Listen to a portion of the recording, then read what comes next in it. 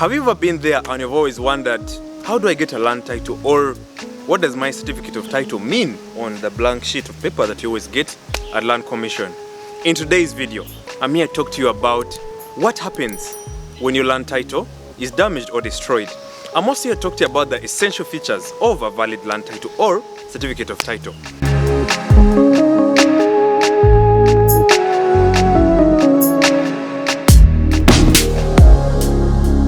Welcome back everyone to the channel. I'm usual host Terry Kahuma on the channel. Simply Legal is going very many places. We are going up. I love the comments in the comment section. I love the likes. I love the fact that people are sharing my videos and sharing the videos of the channel.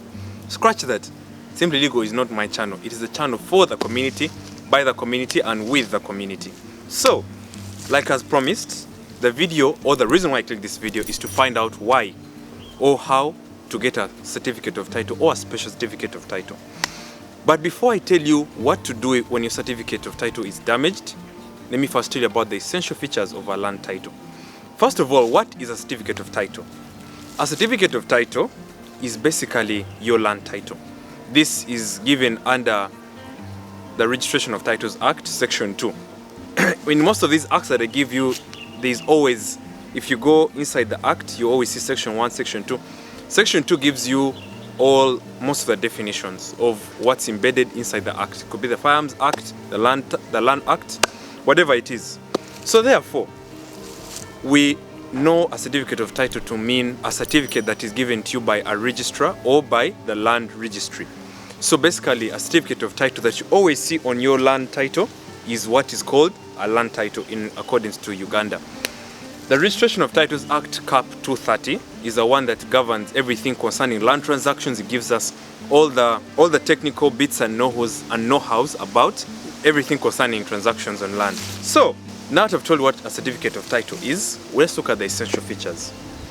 As the essential features of a land title or certificate of title, number one, it must have official signatures from people of the land registry, meaning people who have worked on your land title or on your certificate of title.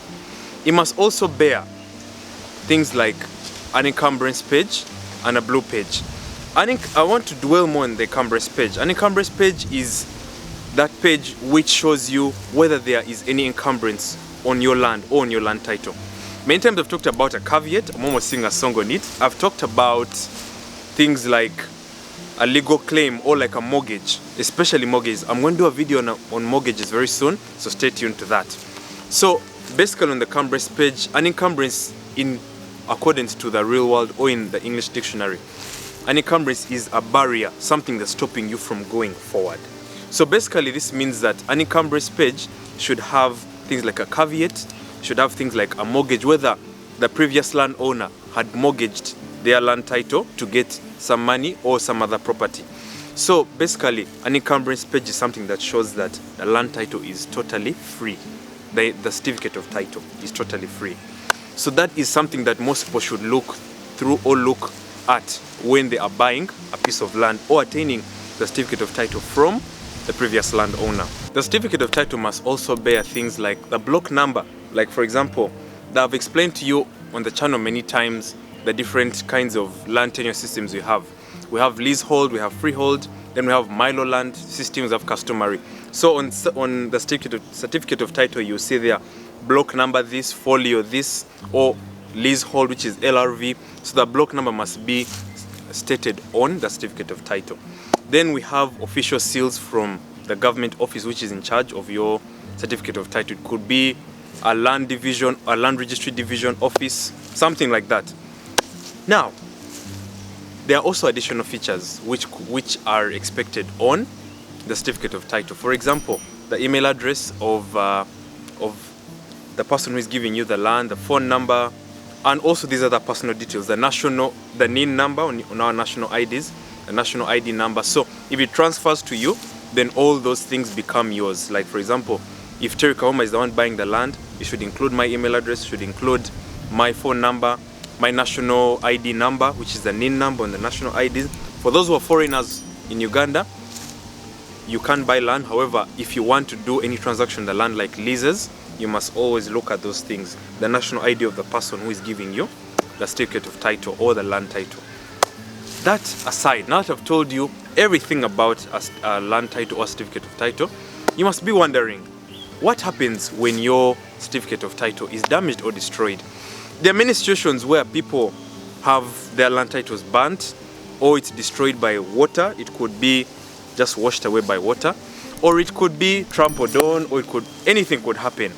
So today I'm here to talk to you about what happens in case your certificate of title is damaged. So let's go. So here is finally the solution, the holy grail from up and above. So number one, you must apply for a special certificate of title. Remember, the purpose of this video is to look at the essentials of a land title and also look at what happens when your certificate of title is damaged or lost. So section 70 of the Registration of Titles Act, Cap 230, gives us exactly what we need to do. Apply for a special certificate of title at the land registry or the registry office, land division. This is essentially to give you issuance of a special certificate of title in case your title is damaged or it has undergone some sort of loss, burnt in a fire, and you do this by applying for that certificate of title. It's also accompanied by a statutory declaration. So the reason for this is that I need to explain to you first of all that, number one, when you are buying land for the first time, this is what we call the white page and what they call the blue page. The white page is the original certificate of title, which is given by the land registry, and it stays at the land registry. It's their copy essentially. So you as the land title owner, you have your blue page, which is your duplicate certificate of title. So most people, actually everyone out there, what you have is not the original certificate of title. The original certificate is kept at the land division in whatever area you are. The duplicate certificate of title is given to you as the registered owner of the land or the registered proprietor. So that is number one. The purpose of section 70 is that once your duplicate certificate of title has been damaged, it has undergone loss, then they're supposed to issue you a special certificate of title. Let's go to number two. Okay, so this second step actually follows step one, which means that the moment you have applied for a special certificate of title under section 70 of the Registration of Titles Act, then you are going to have your application form, you are going to have your statutory declaration. I've explained the statutory declaration for you on this channel. It means you are basically stating who you are. I, Terry Kahuma, I'm a male out of sound mind, I'm a Ugandan, I'm aged this, I do this, the reason why I'm writing this is because of this. So remember, you're asking for a special certificate of title because you have lost your first one. So you are stating what happened. So a statutory declaration has to accompany the application forms for a special certificate of title. Then you need to accompany it with 2 passport photos. The statutory declaration and the application should be signed and filed. It should also be commissioned by a commissioner for oaths. I have not brought out that principle so much on this channel, but let me just explain it briefly. A commissioner for oaths is someone who commissions documents. This is a person who is a trained and certified commissioner. So meaning most legal documents need a commissioner for oaths. It's not just anyone or any lawyer. Someone has to actually be a known commissioner for oaths. So basically what I'm just trying to say is that from step one, you need to apply for a special certificate of title under section 70.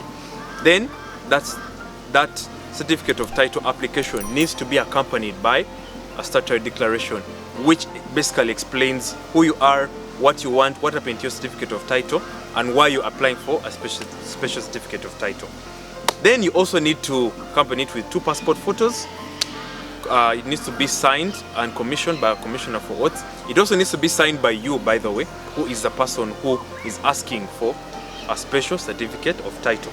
Let's move to the third step. So step 3, the applicant must then present all of his or her original documents to the land registry and also photocopies of the same. So basically this means that you must present all your original documents which apply to all your certificate of title documents, like the receipt that you used to pay, anything that is original that can show that you are indeed the registered owner of this land, even if your certificate of title has been destroyed. Also bring your photocopies, and they're also stamped and received by the land registry. By the way, another thing I needed to mention was that when you are dealing with anything concerning procedural issues, you want to attain something, you want to get certificate of incorporation, you want to get certificate of title, special certificate of title, then you need to also pay what's called stamp duty, which is also very necessary at the land registry. So all of these things are necessary when it comes to you getting your special certificate of title. Let's go to the final steps. So step 4, the applicant will also go to the Department of Land Registry after 5 working days to pick a letter. And this letter is basically writing to the Ugandan Gazette. And I've explained many times what the Ugandan Gazette is. This is basically someone is applying for something, either letters of administration or a special certificate of title. The purpose of writing to the Gazette is to state that so and so, who is Terry Kahuma, is asking for a special certificate of title. Is there anyone who objects to this? So if no one objects to it, or the public is notified that I am asking for a special certificate of title, then it will then be granted to me. However, there are 2 final steps that are going to be stated, and then I'll tell you something very special after this. Oh, so the second last step is this. After 30 days of publication, the applicant is going to present a receipt from the Gazette or for the Gazette to the Department of Land Registration. Afterwards, this is going to be proof that indeed the special certificate of title application was then put on the Daily Gazette, which is the Ugandan Gazette. So the purpose of this receipt is for notification of publication. So this basically means that it's very, very important for you to have a receipt for the publication of your special certificate of title. So the moment all of this is done, let's go to the final step. So the moment you've done all of this, the Land Registration Department is going to then verify your receipt, and afterwards the Gazette, which is the Ugandan Gazette, is then going to proceed and then issue you with your special certificate of title. So that's just basically it. Today's video, the purpose of this video was to tell you how to attain a special certificate of title once your duplicate certificate of title has been damaged, or your land title. Hope this video really helped you a lot. My name is Terry Kahuma, as usual, the host of Simply Legal. Thank you so much for listening to me. As usual, please feel free to hit the comment section in case of anything you want to know in a future video. Also, feel free to hit me on the comment section about what you'd want this video to have been, anything more I should have done in this video. Guys, I really loved the energy you sent on the video Q&A. I love the fact that we're going to keep doing more question and answer videos.